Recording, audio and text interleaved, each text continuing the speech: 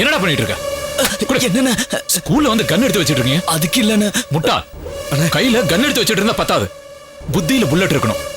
இப்ப வேணாடா, போடா போடா சொல்றேன்.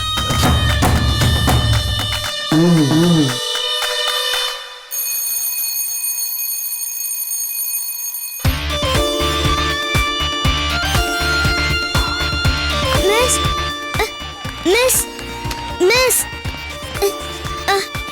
மிஸ் என்ன பிரியா? உங்களை தேடிட்டு 3 பேர் வந்தாங்க மிஸ். என்ன தேடிட்டா? யாருமா? தெரியல மிஸ், உங்க சொந்தக்காரங்கன்னு சொன்னாங்க மிஸ். சொந்தக்காரங்களா? எப்போ? இப்பதான் மிஸ். நான் விளையாடிட்டு இருக்கும்போது என்கிட்ட வந்து நீங்க எங்க இருக்கீங்கன்னு கேட்டாங்க மிஸ். நீங்க ஸ்பெஷல் கிளாஸ்ல இருக்கீங்கன்னு சொன்னேன். அவங்க வந்தாங்களா மிஸ்? வரலையே. யாரு? லேடிஸா ஜென்ஸா? ஜென்ஸ் தான் மிஸ். 3 பேர் வந்தாங்க மிஸ். அப்புறம் நான் அவங்களை எங்கேயோ ஊட்டில பார்த்த மாதிரி இருந்தது miss.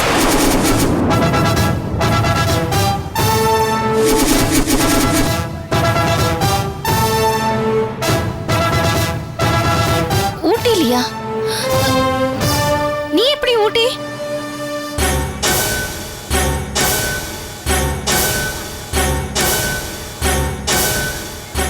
Okay, go to class.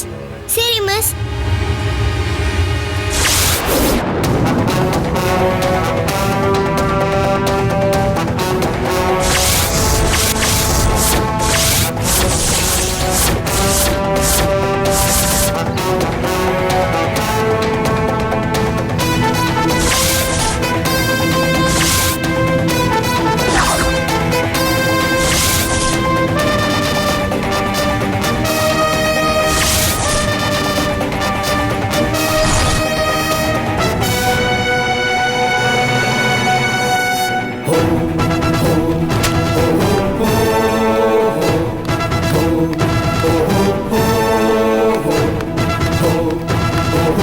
Watchman madam. என்ன பார்க்க யாராவது ஸ்கூலுக்கு வந்தாங்களா? இல்லைங்க டீச்சர். அன்னைக்கு நீங்க ஆஸ்பத்திரி போறேன்னு சொல்லிட்டு போனீங்க இல்லையா, அப்பதான் உங்களை தேடி ஒரு 3 பேர் வந்திருந்தாங்க டீச்சர். அதை சொல்ல மறந்துட்டேன் டீச்சர். இன்னைக்கு யாரா தேடி வருவாங்களா teacher? No no, lock the gate.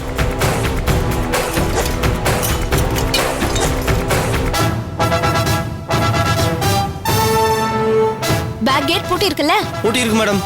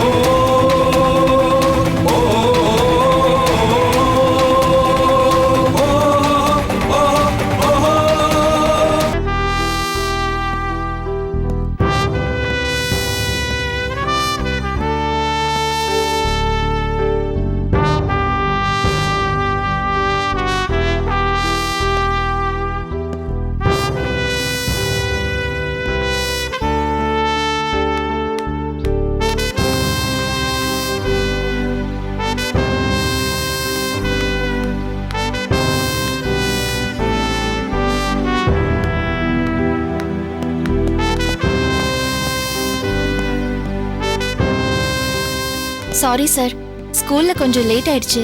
பரவாயில்ல மேடம். நீங்க எப்படி இருக்கீங்க? நான் நல்லா இருக்கேன். நீங்க?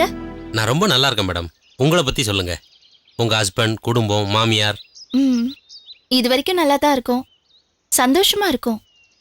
ஆனா இனிமேலும் நல்லா இருக்கணுங்கிறதுக்காக தான் நான் உங்களை மீட் பண்ணணும்னு சொன்னேன். நீங்க போன்ல சொன்னப்போ எனக்கு சரியா புரியல மேடம்.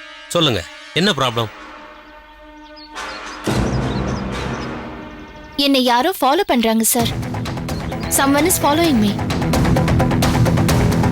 நிச்சயமா யாரோ பழைய ஆளுங்க தான். மேபி என்னால ஜெயிலுக்குள்ள போனவங்களோ, என்னால பாதிக்கப்பட்டவங்களோ, என்னை பார்த்து பயந்து ஒளிஞ்சுக்கிட்டு இருந்தாங்களோ. பயம் விட்டு போய் இப்போ வெளியில வந்திருக்காங்கன்னு நினைக்கிறீங்களா?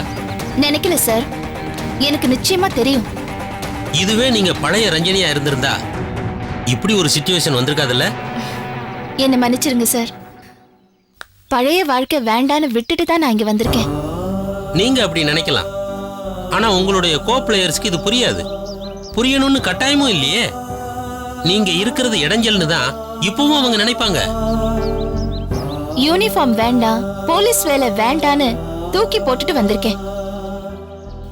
போதும் சார், நான் நிம்மதியா வாழணும்னு ஆசைப்படுறேன். என்னால என்னோட மாமியாருக்கு, ஹஸ்பண்டுக்கு, வீட்ல இருக்கிற யாருக்கும் எந்த கஷ்டமும் வந்துடக்கூடாது. அதுக்காக தான் நான் உங்ககிட்ட ஹெல்ப் கேட்டு வந்திருக்கேன். I need police protection. But எனக்காக இன்னொன்னையும் கன்சிடர் பண்ணணும் மேடம். வாட்? உங்களுடைய ரெசிக்னேஷன் லெட்டரை இன்னும் டிபார்ட்மெண்ட் அக்செப்ட் பண்ணல. எங்களை பொறுத்த வரைக்கும் நீங்க இன்னும் லாங் லீவ்ல தான் இருக்கீங்க. கவர்மெண்ட்டுக்கு அப்படித்தான் சொல்லியிருக்கோம். வேணான்னு தூக்கி எரிஞ்சிட்டு போறதுக்கு போலீஸ் வேலை நீங்க கட்டியிருக்க புடவை இல்லை மேடம். சாரி, என்னடா இப்படி பேசுறேன்னு நினைக்காதீங்க. உங்களை மாதிரி ஒரு ஆபீசர் எனக்கு வீடு தான் முக்கியம், மாமியார் முக்கியம், மச்சான் முக்கியம்னு பேசுறது something I can't believe it. நிம்மதி முக்கியம்னு நினைக்கிறேன் சார். அது தப்பா? அதை தப்புன்னு சொல்ல மாட்டேன். ஆனா உங்களுக்குன்னு ஒரு கடமை இருக்கு. உங்க வீட்டு கடமையை விட அது பெருசு. உங்களுக்கு தெரியாதது இல்ல, டிபார்ட்மெண்ட்டுக்கு நீங்க தேவை மேடம். I mean it. உங்கள மாதிரி ஒரு ஆபீசர் ஊருக்கு ஒருத்தர் கண்டிப்பா தேவை. எவ்வளவு கலவரம், எவ்வளவு கொலை, எவ்வளவு கொள்ளை, நாட்டையே நாசப்படுத்திக்கிட்டு இருக்காங்க. உங்களுக்கு தெரியல? பேப்பர் பாக்குறது இல்ல? ரத்தம் கொதிக்கல? தப்பா நினைச்சுக்காதீங்க சார். நீங்க ஆசைப்படுற மாதிரி திரும்பவும் போலீஸ் வேலைக்கு வர முடியும்னு எனக்கு தோணல. ரொம்ப பட்டுட்டேன் சார். ப்ளீஸ் யோசிக்காம உடனே அப்படி சொல்லிடாதீங்க. நான் தெளிவா யோசிச்சிட்டேன் சார். வாழற வாழ்க்கைக்கு ஒரு அர்த்தம் வேணும். என்னோட வாழ்க்கைக்கு என்ன அர்த்தம்னு எனக்கு புரியாமலேயே இருந்தது. ஆனா இப்பதான் நான் கொஞ்சம் கொஞ்சமா புரிஞ்சுக்க ஆரம்பிச்சிருக்கேன். ஒரு ஸ்கூல் டீச்சரா நான் எவ்வளவு சந்தோஷமா இருக்கேன்னு உங்களுக்கு தெரியுமா? நாள் முழுக்க பசங்களுக்கு நல்லதை சொல்லி கொடுத்துட்டு இருக்கேங்கிற ஒரு திருப்தியோட இருக்கேன். நாளைக்கு ஒரு நல்ல சொசைட்டி உருவாக நானும் உழைச்சிட்டு இருக்கிறேங்கிற ஒரு திருப்தி எனக்கு இருக்கு. சொன்னா நம்புவீங்களா? இப்பெல்லாம் ராத்திரி படுத்தா நிம்மதியா எனக்கு தூக்கம் வருது சார். ஆனா ஊட்டியில நான் போலீஸ் டியூட்டில இருந்த போது தூக்கம்னா என்னன்னு எனக்கு தெரியாது. நீங்களா மேடம் இப்படி பேசுறீங்க? என்னால நம்பவே முடியல. நான் பேசல சார். நான் பட்டதெல்லாம் என்ன அப்படி பேச வைக்குது. ப்ளீஸ் சார், தயவு செஞ்சு என்ன கம்பல் பண்ணாதீங்க. என்னோட குடும்பத்துக்கு நீங்க போலீஸ் ப்ரொடெக்ஷன் கொடுத்தீங்கன்னா அதுவே எனக்கு. அதை கேட்க தான் நான் உங்ககிட்ட வந்தேன். பட் ஒன் திங் மேடம், கத்தி எடுத்த கிரிமினலும் யூனிஃபார்ம் போட்ட ஆபீசரும் அதை எப்ப கீழே போட்டாலும் ஆபத்து தான். உங்களுக்கு தெரியாதது ஒண்ணும் இல்ல. Please protect my family sir. வேற எதுவுமே என்ன கேட்காதீங்க. தேங்க்ஸ். Bye sir.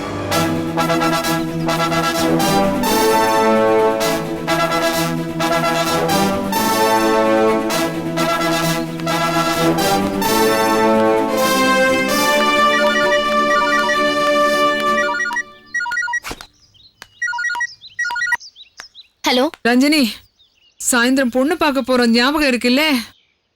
வேலையில மறந்துடாதே, சீக்கிரம் வந்துடுமா. எனக்கு கையும் உடல காலும் உடல. வந்துட்டு இல்ல சீக்கிரம்? மறக்கல அத்தை, வந்துடுறேன். சரி.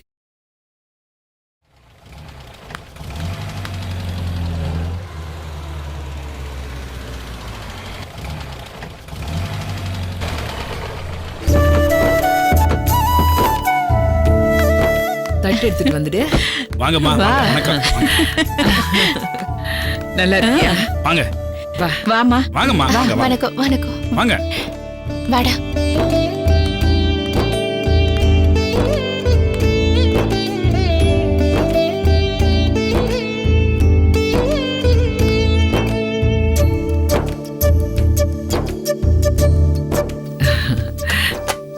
உட்காருங்க.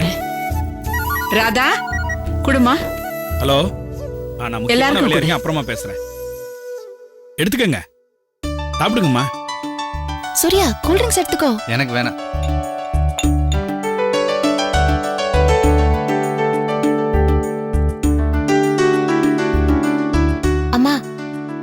இப்போவாவது சொல்ல போறீங்களா இல்லையா? யாரு இவங்க? என்னம்மா பொண்ணு என்ன சொல்றா? அவளுக்கு எங்கே வந்திருக்கோம், நீங்க எல்லாம் யாரு என்னன்னு இப்ப தெரிஞ்சுக்கணும். இல்லைன்னா அவளுக்கு தலையே வெடிச்சு போயிடும். பொண்ணு பார்க்க போறோம், ரெடியா இருங்கன்னு மட்டும்தான் அத்தை சொன்னாங்க. ஆனா எங்க போறோம், என்ன ஏதுன்னு எதுவுமே சொல்லல. பயங்கரமா சஸ்பென்ஸ் மெயின்டைன் பண்ணிட்டு இருக்காங்க. சொல்லாமையா இருக்க போறேன், இப்பவே சொல்லிடுறேன். சாந்தா, இவ என் மூத்த மருமக ரஞ்சனி. ஸ்கூல்ல டீச்சரா வேலை பார்க்கறா. மூத்த பையன் சொந்தமா தொழில் பண்றான். இவ என் கடைசி பொண்ணு மது. இவர்தான் மாப்பிள்ளை. ஹலோ. இவனை பத்தி அப்பவே உங்ககிட்ட சொல்லிட்டேன்ல. ஆமா சாரதா, உனக்கு இன்னொரு பொண்ணு இருக்கிறதா சொன்னியே. ஆமா, அவ பேர் புஷ்பா. அவளுக்கு கல்யாணம் ஆயிடுச்சு.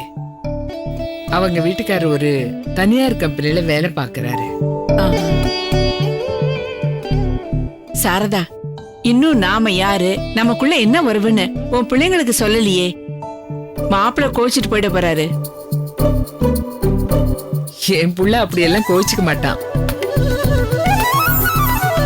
டேய், சாந்தா எனக்கு ஒண்ணு விட்ட மாமா பொண்ணு.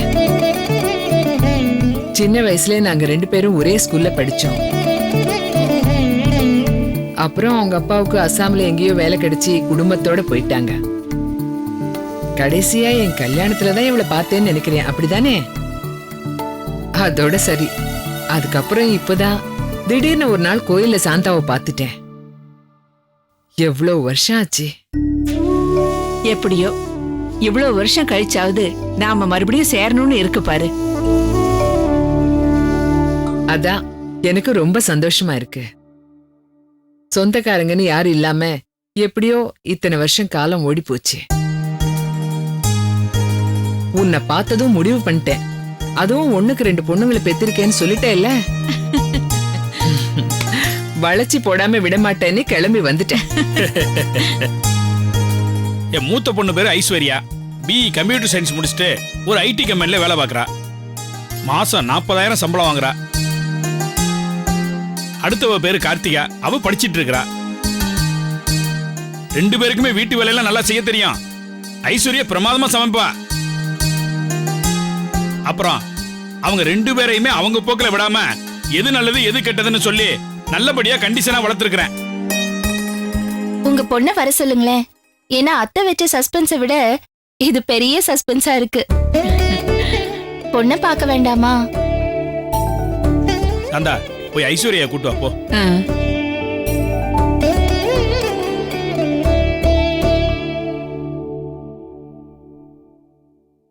பொண்ண ரொம்ப கண்டிச்சு வளர்த்திருப்பாருன்னு நினைக்கிறேன். இல்ல? பொண்டாட்டியும் அப்படிதான் வளர்த்திருக்காருன்னு நான் நினைக்கிறேன். அவரு பக்கத்துல உட்கார்ந்திருக்கும் போது அப்படியே உடம்பு பதறது. சும்மா இரு.